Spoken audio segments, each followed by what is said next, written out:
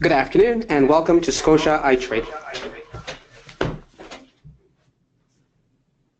Today's topic is on what is sustainable investing.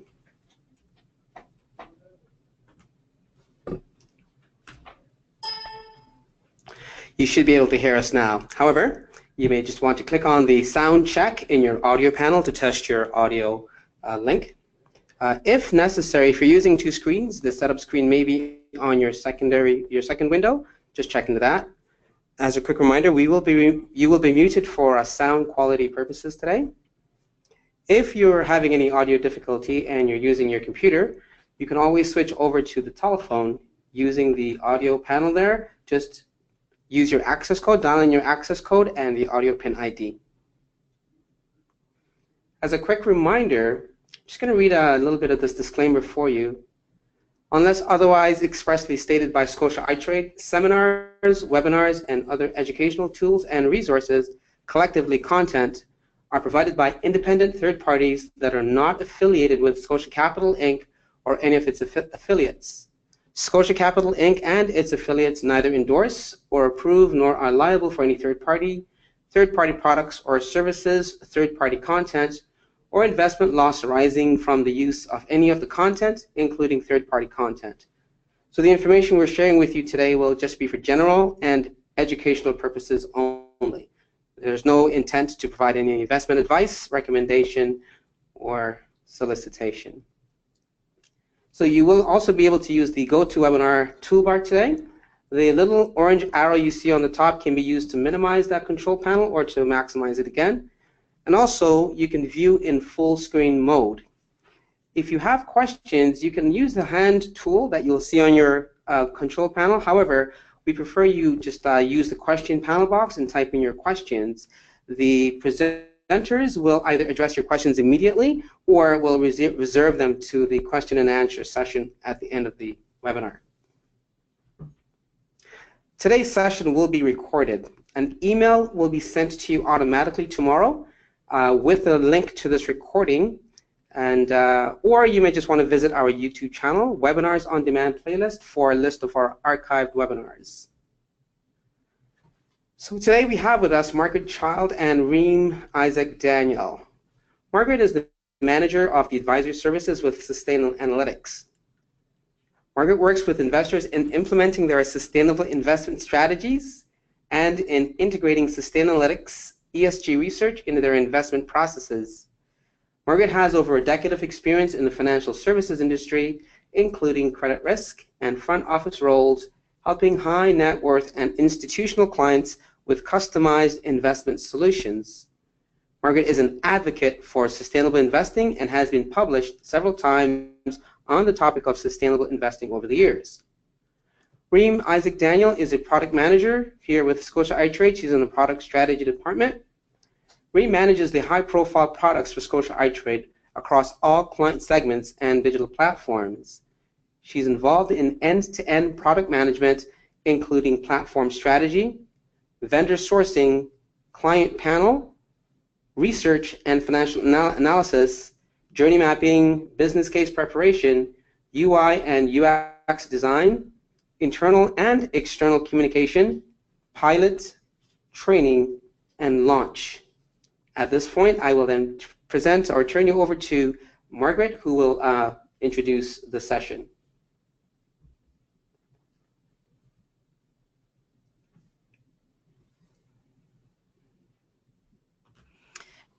Great, thank you, Conleaf. It's a pleasure to be here today to spend this time with you to speak about something that's very close to my heart, sustainable investing.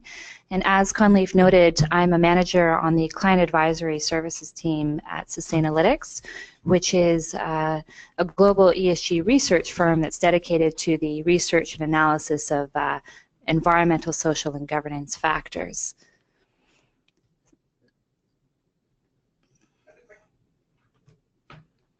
So in terms of the agenda and what we're hoping to accomplish today, we'll answer first off the question of what is sustainable investing, introducing some of the main terms that are used in the field. And next I'll introduce you to Sustainalytics, which, as I noted, is a research firm that is specialized in the sustainable investing field and focuses on environmental, social, and governance factors. We'll then explore some of the major trends, looking at the growth in the sustainable investing industry, some of the drivers of that growth, and the opportunity that is presented to you today. After that, Reem will take us through Scotia iTRADE's platform, really diving deep into how you can use the sustainable investing tools in a way that best suits your purposes. So in terms of the terminology, we can define sustainable investing as an investment approach that considers environmental, social, and governance factors to generate long-term financial returns and positive societal outcomes. There's broadly three main approaches that I'd like to share with you. These are approaches that are commonly used by institutional investors in this field. The first is ESG integration, and this approach is commonly characterized as the systematic and explicit integration of environmental, social, and governance factors into financial analysis and investment decision-making. And within ESG incorporation, investors complement traditional quantitative techniques of analyzing financial risk and return with a qualitative and quantitative analysis of ESG policies, practices, performance, and impacts. So the second avenue to the adoption of a sustainable investing approach is something commonly referred to as negative or exclusionary screening. And this is really the oldest, most commonly known approach, and it's still quite commonly used today as well. And this approach refers to the exclusion of companies or sectors from the investment universe because of their involvement in controversial or objectionable products or activities. So for example, an investor might want to exclude the sin stocks, which are in tobacco, alcohol, and gambling, from their portfolio.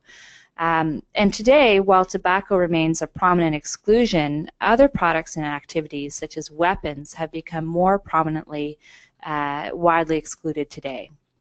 So while most sustainable investing strategies that we see among institutional investors employ some type of screening, such as for tobacco or weapons, few strategies today are characterized solely by exclusions. So instead, institutional investors typically combine exclusions with one or more additional approaches to ESG consideration.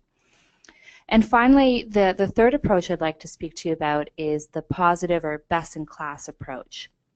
Increasingly, sustainable investing is about evaluating companies in a holistic manner based on how well companies are addressing the various environmental, social, and governance issues faced in their respective industries. A best-in-class approach typically involves focusing on companies that have better ESG evaluations compared with their industry peers, and then using that as an overlay to then applying traditional financial criteria. This approach is flexible enough in that it can be used with a variety of investment styles and approaches, particularly because the research that's provided from academics or major investment firms suggests that companies that do well on ESG metrics can be attractive investments on various financial criteria as well. So investors can use a best-in-class approach with tighter criteria, so for example, focusing only on the top sustainability performers within an industry, or they can apply looser criteria, for example, focusing on all but the worst performers. And this best-in-class approach allows for the construction of a sector-neutral portfolio as well. So I'd just like to highlight that as we're going through the demo of the Scotia iTRADE platform and the sustainable investing tools that are available, you can keep in mind these different approaches and how they might work best for you.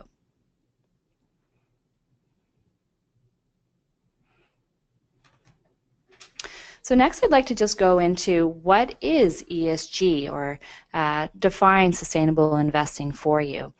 ESG refers to the environmental, social, and governance issues associated with business activities. In addition to having impacts that are of concern to some stakeholders, these ESG-related factors are increasingly recognized as relevant and material to the investment process. They can be referred to as extra financial factors, given that they have not traditionally been incorporated into financial analysis and portfolio management. But as I noted, they're increasingly recognized as material to investors. ESG considerations can be short or long-term, covering company-specific, industry-specific, country-specific, or even macroeconomic issues, such as climate change or shifts in demographics. Similarly, the specific metrics used to evaluate companies in different industries can vary based on each industry's exposure to different ESG issues, and that's something that Sustainalytics takes into account in its research framework, in that we really apply a different approach at the industry level to assessing a company's ESG performance.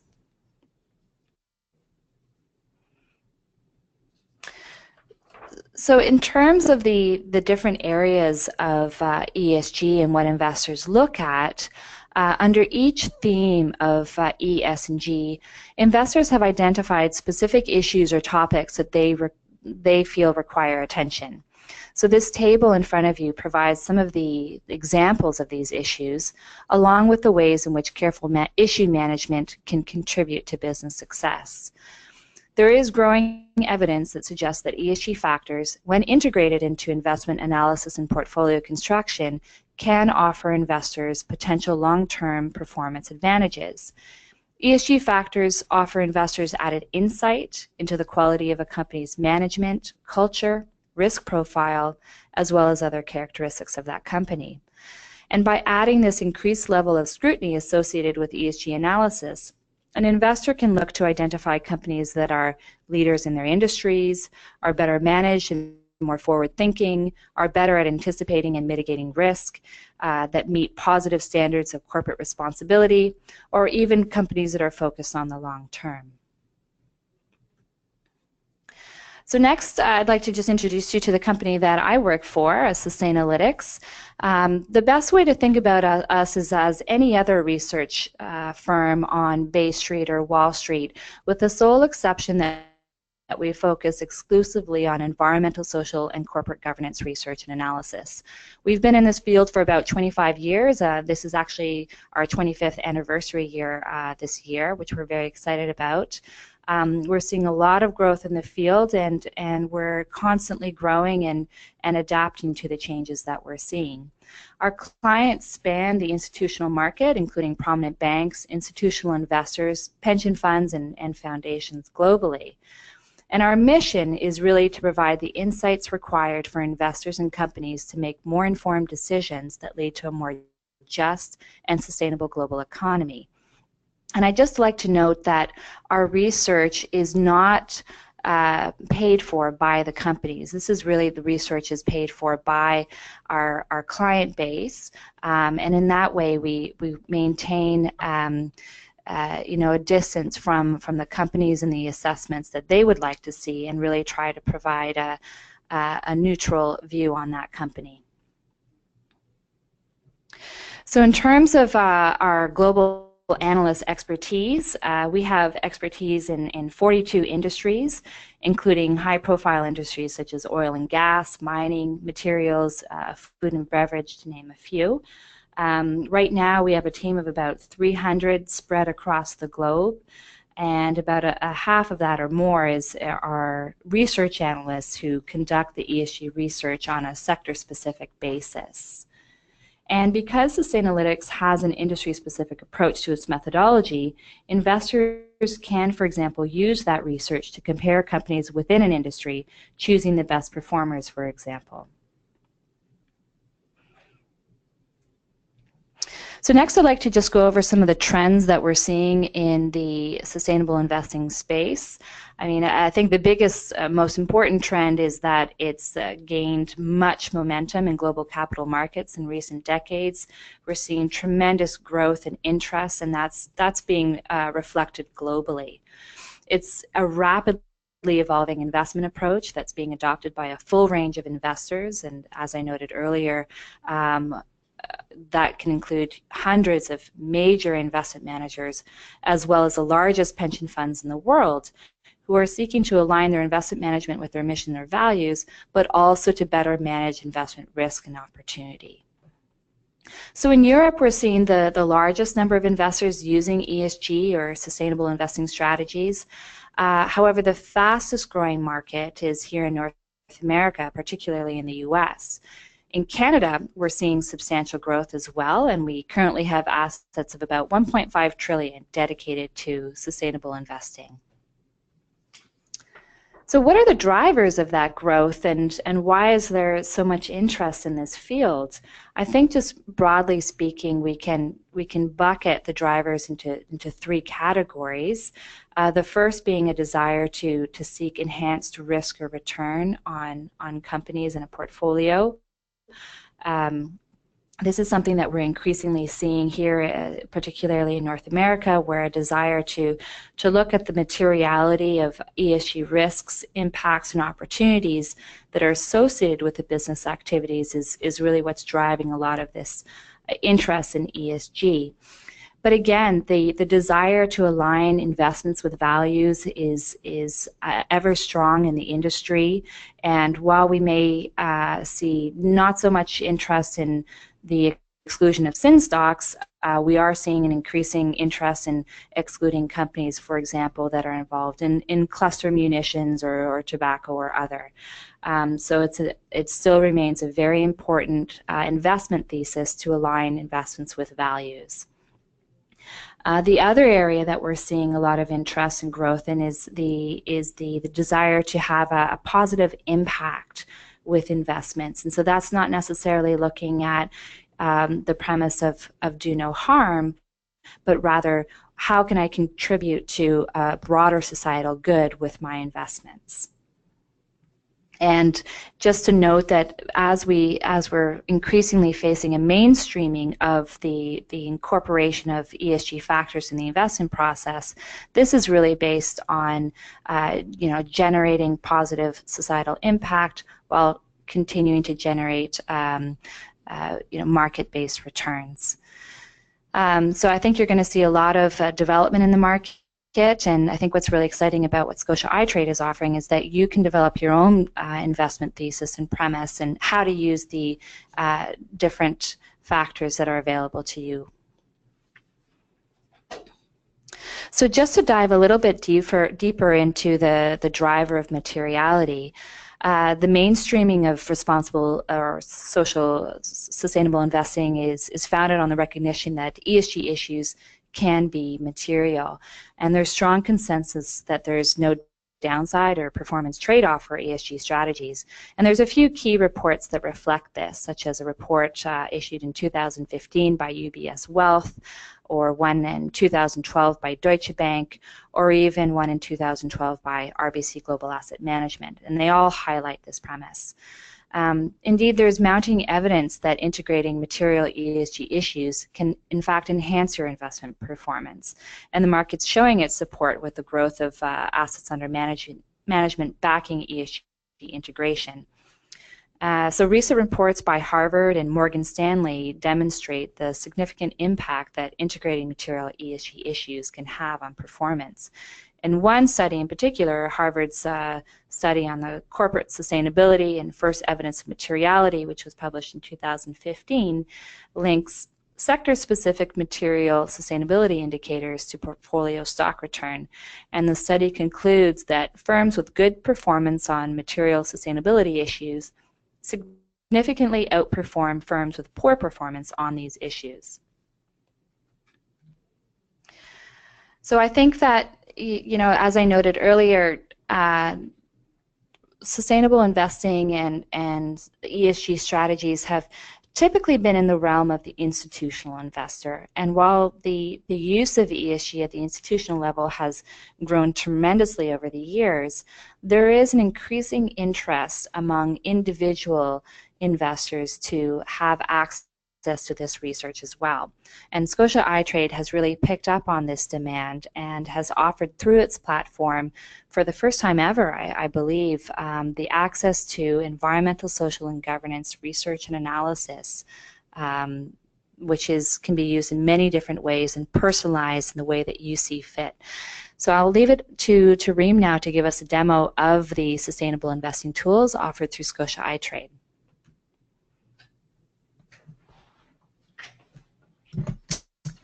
Thank you, Margaret, for the very thorough overview of sustainable investing. As Conleaf mentioned, my name is Reem. I'm a product manager here at Scotia iTRADE. More specifically, I am the product owner of the sustainable investing tools and research that I'm going to walk you through today. What I want to do in this demo is help you pick companies that align with your values while also giving you a competitive edge, an opportunity to mitigate risk that traditional research may not offer. I just want to reiterate that I'm not providing any stock pick advice or recommendations. As we go through the flow of the presentation, I'm going to show you how to use the tool, but again, this is not a stock pick or recommendation. And I guess I'll just dive right into it.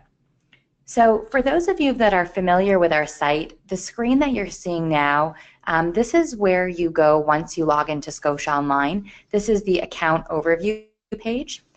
Where you can access the sustainable investing tools and research is through the quotes and research portal.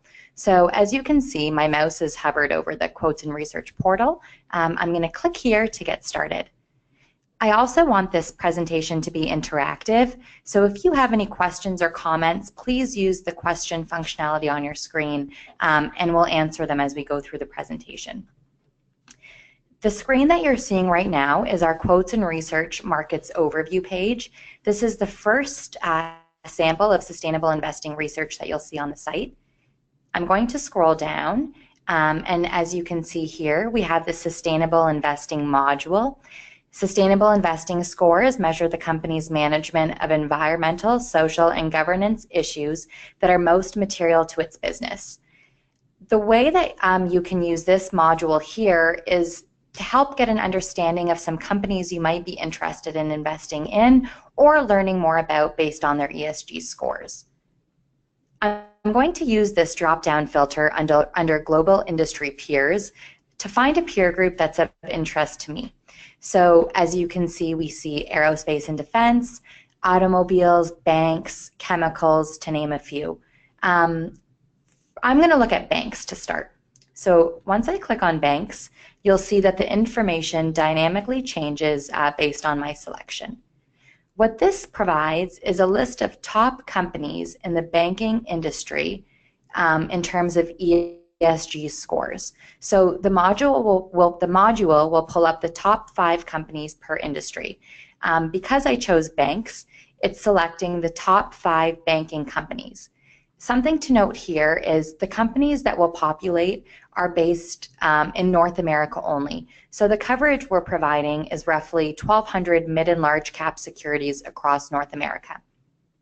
So TD, Bank of America Corp, Bank of Montreal, Citigroup Inc., and Royal Bank of Canada are the top 5 North American companies within the global industry peer group of banking. How you use this information is what I'm going to get into now. So at the top right, we see industry group average. In the banking industry, 56 out of 100 is the group average.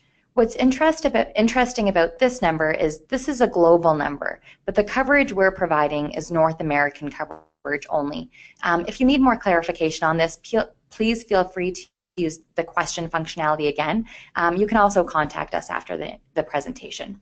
So I'm going to look at TD Bank, Toronto Dominion Bank to start. What this module tells me is TD scores 79 out of 100. The industry group average global is 56. So you can see TD is a clear leader in the banking space in terms of ESG scores. Another piece of information that's very interesting is the relative rank. This tells me that TD is 12 out of all banks or companies that fall in the bank global industry peer group globally. So there's 345 companies globally. TD is number 10 in this ranking. Alternatively, Bank of America has an ESG score of 73, Again, if we compare it to the industry global average, they're much outperforming the 56 average. Unlike TD, who's 12 out of 345 companies, Bank of America is 31 out of 345 companies. Some interesting help content that will help you navigate this once you use the tool on your own are these hover-overs that we've included. So any bold term that has an underline will also have a complete description of what the information is and maybe how you can use it. We also have this information icon, which I'm not going to open right now, but there's a full glossary and explanation document here for you to also leverage. So again, this is a great place to start in your ESG adventure. This gives you an idea of some companies you might be interested in. If you want to dig a little bit deeper, oh, before I go there actually, I'm going to scroll my mouse down a little bit lower. Here we have sustainable investing reports. These are two reports that we've created specifically for Scotia iTRADE, working with our global leader, Sustainalytics. The first report is called Governance in Brief. Again, I won't open this, but when you play around on the site yourself, you will find great value in this report. The Governance in Brief report is a weekly report that focuses on the G aspect of E, S, and G. The ESG Spotlight report is also interesting. This is a more ad hoc report and focuses on macro themes in the ESG space. You can use these reports to get an idea of what's going on in the industry, maybe get an idea of some companies to look out for, or any other themes that may help your investment or decision-making process. I'm going to jump right into the equity screener. This is an amazing tool. I'm really excited about this tool. This is probably the most useful piece of content we have on the site in terms of sustainable investing and how to find companies that match your needs. For those of you familiar with quotes and research, this equity screener is an existing tool. It helps you identify companies that you're interested in based on a variety of content, from the exchange it trades on to the dividend yield that it pays. You can search by sector and a variety of other content. What we've done is we've added the ESG or sustainable investing lens onto this existing screener. You can use the screener on its own using the basic criteria highlighted here, or you can use it hand in hand with the sustainable investing content and lenses that we've added. So I've expanded the sustainable investing screener just to give you a high-level overview of the types of things you can screen for or screen against. I'm going to go right in and use the screener today in our demo. I'm going to use the screener with the basic criteria first to show you how it can work with the existing criteria, and then we'll show you an example where you use the sustainable investing criteria on its own. So the first thing I'm going to select is country. Let's find a security based on country. So I want a Canadian security, so that will be the first criteria that I choose. I'm also going to look at market cap. In this particular search, I'm going to focus on mid and large cap securities only.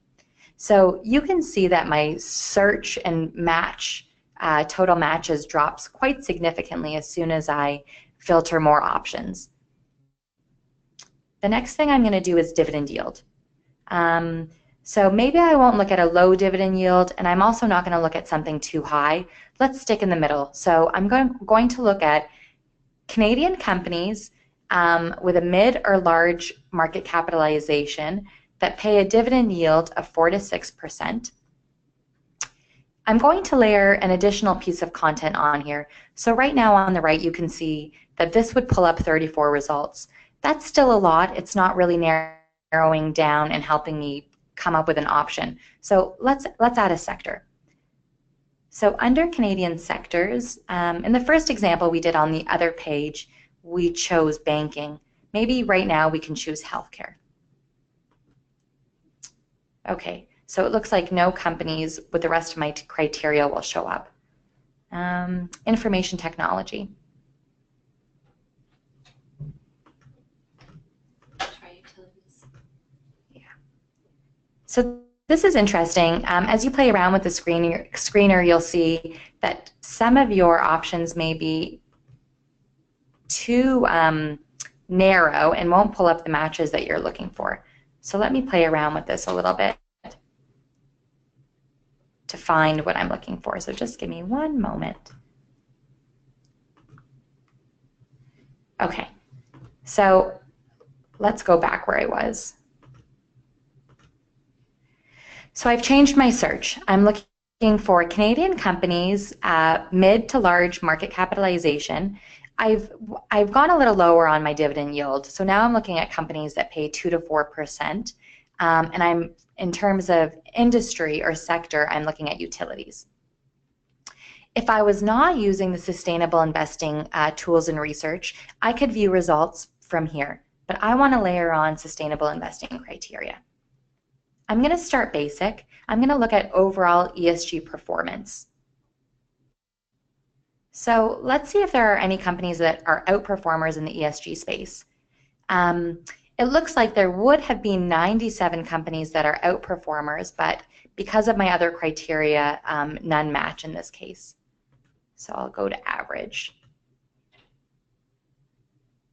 Okay, so this is interesting. The country is Canada. I have mid to large cap, 2 to 4% yield. I'm looking at utilities as my sector. And in terms of ESG overall score, I'm looking at average companies. So let's see what results I can pull. View results.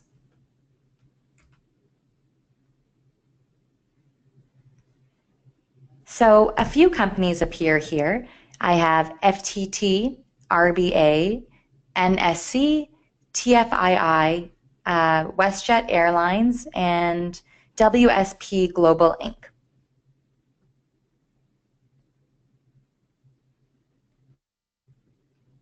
Something that I do when I'm using the screener, before I select a company, I like to do the hover over the symbol.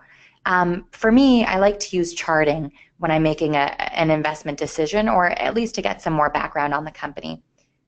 So I'm trying to see if there's any stock chart that sticks out. I kind of like how this one's going. It looks like there's an upward trend. The dividend yield is 3%, and it's an average performer in the ESG space. So what I would do now is I would click on this symbol to learn a little bit more about it.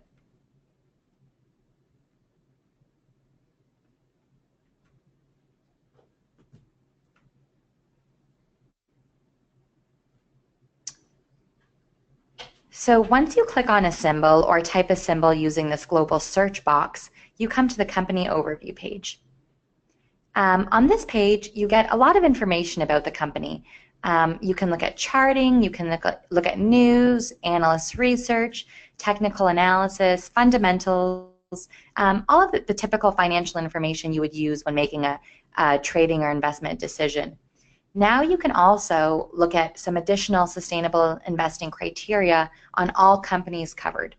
So in this particular case, I see that the ESG score for this company is 62 out of 100. They rank 35 out of 84. I have a breakdown of the individual E, S, and G scores.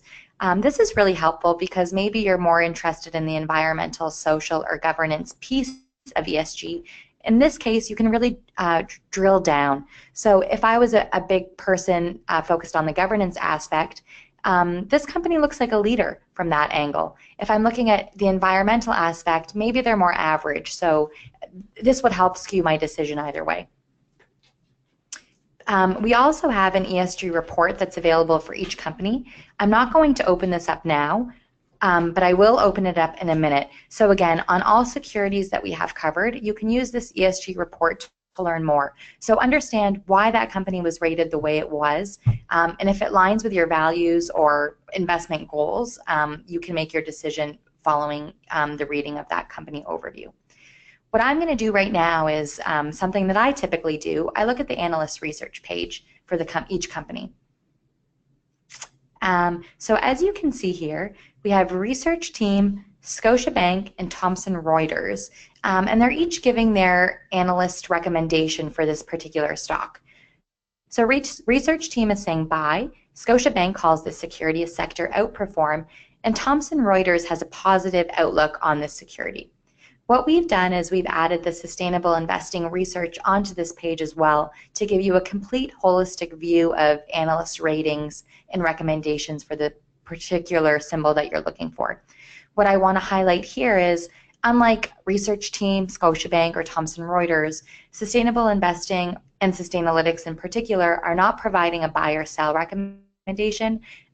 Their rating is really based on the overall performance of the company from an ESG perspective only. So now that I've shown you how to use the equities screener to screen for companies using ESG criteria, I'm also going to show you how to find companies that you might already be interested in. So I'm going to use a pretty safe example. I'm going to use Apple. So I'm going to use the global search button at the top of the page, and I want to really deep dive into Apple to see if this is something I would be interested in. So again, we come to the company overview page where you have access to a variety of financial information for Apple. So you can look at charting, news, analyst research, technical analysis, fundamentals, and now you can also look at sustainable investing criteria for this particular company. I'm going to give the mic over to Margaret now. She's going to show us how to use the ESG report as we navigate through the site. So here you go, Margaret. Thanks, Reem. I think this is an interesting example to look at for Apple. Typically what we see with large cap companies such as Apple is that they will be fairly well, they have fairly good disclosure in terms of ESG analysis. And what is it about Apple that is dragging down that performance so that it is rated as an average performer? I'll also note here on the screen that when it comes to exposure of major controversies, it has a high controversy in the area of business ethics. So to drill down into that and get a good sense of what is happening from an ESG perspective with Apple, we can open up the report to get a better look at that. So I'd just like to note that for the ESG ratings that Sustainalytics provides, what we're doing is really providing a measurement of how well issuers proactively manage the environmental, social, and governance issues that are most material to their business. So this is based on a structured and objective methodology which can provide you with this assessment on the company's ability to mitigate ESG risks. The analyst's view and knowledge is a critical component of the ratings. So we have 42 different peer groups that we look at with industry-specific expertise, and the analyst applies their expertise based on their extensive sector knowledge to assess the indicators, which again are industry-specific, and to provide an opinion of the issuer's performance on its key ESG issues. So in terms of what we're looking at when we measure ESG at the company level, our methodology is centered around the three pillars of environmental, social, and governance performance. And for each of the environmental, social, and governance themes, we assess a company's preparedness, disclosure, and performance. The preparedness speaks to the quality of a company's management systems and policies and its ability to manage potential ESG risks and impacts. For disclosure, we're assessing the quality and transparency of the company reporting on its most material ESG issues.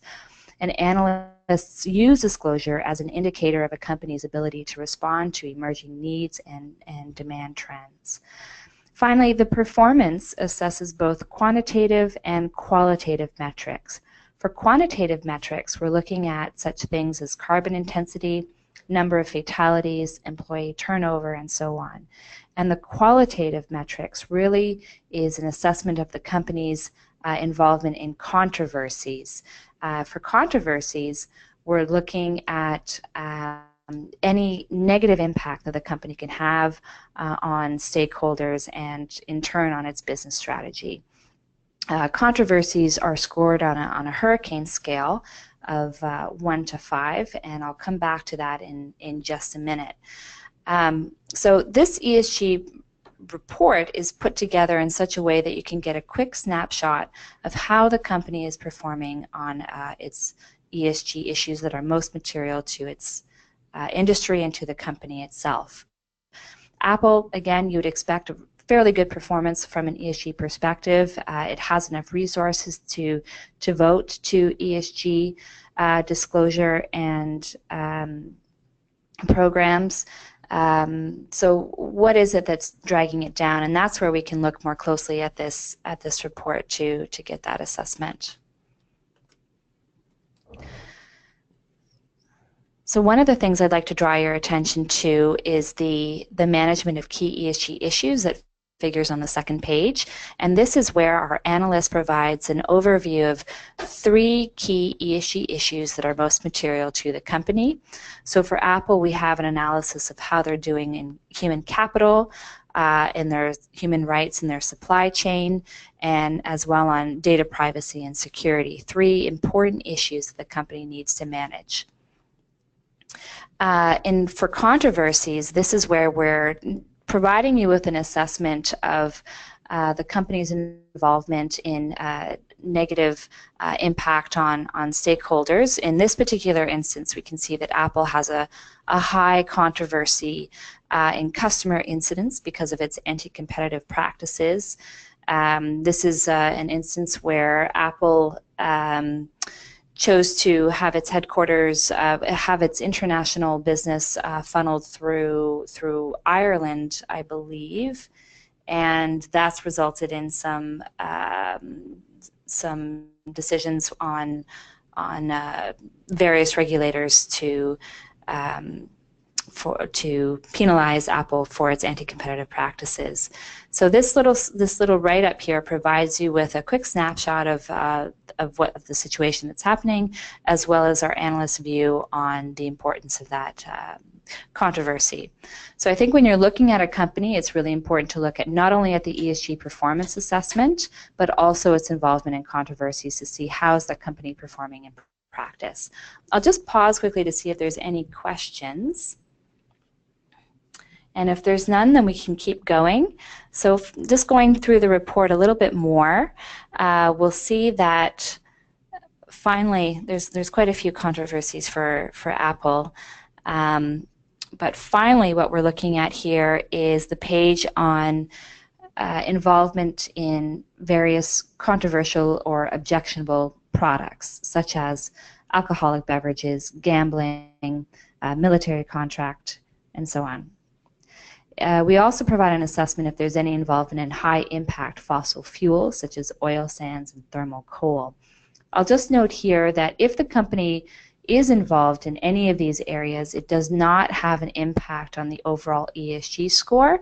The assessment of product involvement or involvement in high-impact fossil fuels is kept separate from the overall ESG assessment.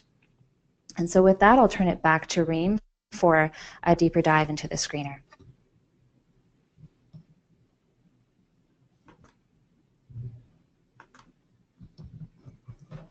Thank you, Margaret. I'm going to walk us through one more example on how to use the screener, and then we'll wrap up the presentation. So again, to navigate to the screener, you select Quotes and Research, Equities, and then Equity Screener. In the previous example I gave, we layered basic criteria with the sustainable investing criteria. In this example, I'm going to show you how to use the sustainable investing criteria on its own. We can also touch on some of those product involvement filters that Margaret mentioned from the report and show you how to use them from the screener directly. Again, I'm going to start with overall ESG performance assessment. If I scroll up, I can pick the bucket that I'm interested in. So I'm going to look for outperformers and leaders. You know what? Actually, this is bringing up a few matches, so I'm going to narrow it down to leaders only. I'm next going to look at controversies. So I wonder if there are any leaders I can find that had low or no controversies. So this narrows my result from 14 to 4. I'm going to keep going.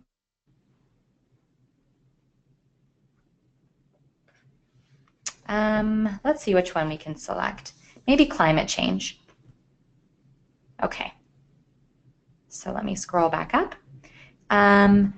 Let's see if there's also an outperformer or leader in climate change. Okay, so it looks like we don't have any overall ESG performance leaders that are involved in little to no controversies that are also leaders in climate change. But I do have an outperformer in climate change that match all of the other criteria that I've selected. So this narrows me down to 2 results. So let's take a look at these 2 companies. We have Campbell's Soup and IGM Financial Inc. So again, you can look at these companies individually based off of your search criteria here. Another indicator that I mentioned before that you can use is maybe use the charting functionality, the hover over functionality, to get an idea of what the symbol is trading at today, and a quick snapshot of the chart to help you to make a decision on which one to view deeper. I'm going to select IGM. And Reem, while you're doing that, I'd just like to jump in to say that, you know, if your investment premise is that ESG is a good proxy for strong management, and further you have an investment premise that climate is going to be a continued risk that companies face as well as investors in terms of the impacts on, let's say, water scarcity and other issues, then this is a nice way to put that premise into practice by using the screening criteria to do a deeper dive on proxies for good overall management as well as preparedness for large thematic issues such as climate change. Thanks, Margaret. So from the previous screen, we selected IGM Financial as the company to dive into. Again, you come to the company overview page. If you scroll to the bottom of the page, you can learn a little bit more on what IGM Financial is and what they do. There's a company description here in the blurb. In this case, provides personal financial services, primarily investment advisory, financial planning, and related services. Operations are carried out primarily through wholly owned Investors Group, Inc. So that gives me an idea of what this company does. And now I have the sustainable investing research on the page. I can see that this particular company is a leader in terms of ESG scores.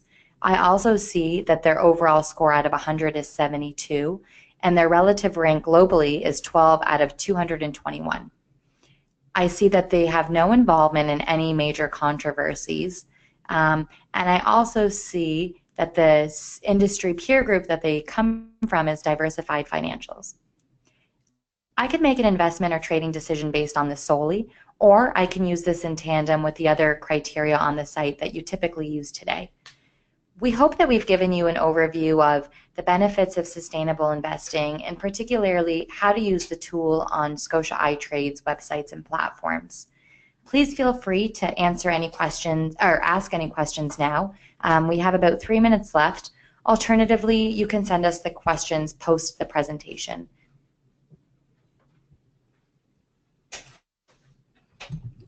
Great, thank you. And I just want to mention that there are some additional slides that were included in the presentation that you can view on your own time that speak to some of the links from between ESG and financial performance, as well as looking at some of the questions that as an investor you might want to ask yourself to determine whether sustainable investing and the consideration of environmental, social, and governance factors is important to you. So as Reem has provided us with an overview of all the different tools that are available, I think that you'll find that this is a really exciting venture that we're in here, because now you don't need to necessarily look to an institutional investor such as an investment manager that provides socially responsible mutual funds to decide what are the criteria around which you should be a socially responsible investor or a sustainable investor. You can now set the thresholds for involvement in different product involvement areas that are of interest to you, as well as to have a view on ESG integration, looking at aspects of ESG that are material to the investment process. So I encourage you to continue to browse through the screeners and the reports and provide any feedback to Scotia iTRADE and in turn to Sustainalytics on these tools. Thank you very much. It's been a pleasure to be with you today. Thank you, Margaret and Reem. That was a very informative presentation, and I hope that with that information now you'll be able to use the product and be confident about it. We're just going to wrap up the presentation here. I don't note any questions, but as mentioned, if you do have questions, please feel free to send them in. So what's next? You can access, if you need, webinar recordings on our YouTube channel, or you can email us at education@scotiaitrade.com to request a copy of the recording link. As you exit the browser, you'll note a post-event survey that will pop up.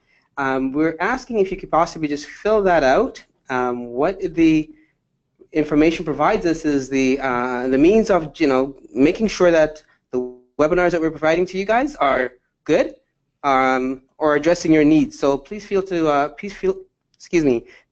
free to complete that for us. It does provide valuable information. Coming forward, the market guys will be providing a webinar on Thursday, May 11th, the power of the put option, and this will be aimed at the middle investors. Learn more. So for those who are intermediate-wise, this will be a great presentation to find out about using puts.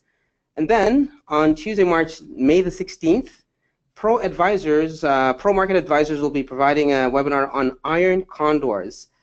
This will be for the advanced webinars, those who want to sharpen their skills. So please feel free to go and register for those webinars. To do that, you go to our education site on the iTrade.com website, and under education, you'll find the events calendar. Please just go in there and you can register for any webinars that you see that you'd like. So on behalf of Scotia iTrade and the Client Education Department, I would like to thank Margaret Child and Reem Isaac Daniel for that amazing presentation, and I'd like to also thank you for being with us today. We welcome you to join us again as we go forward with our webinars. Have a great day. I'm also going to upload the handout, so just give me a couple of seconds here while I do that. Bear with me.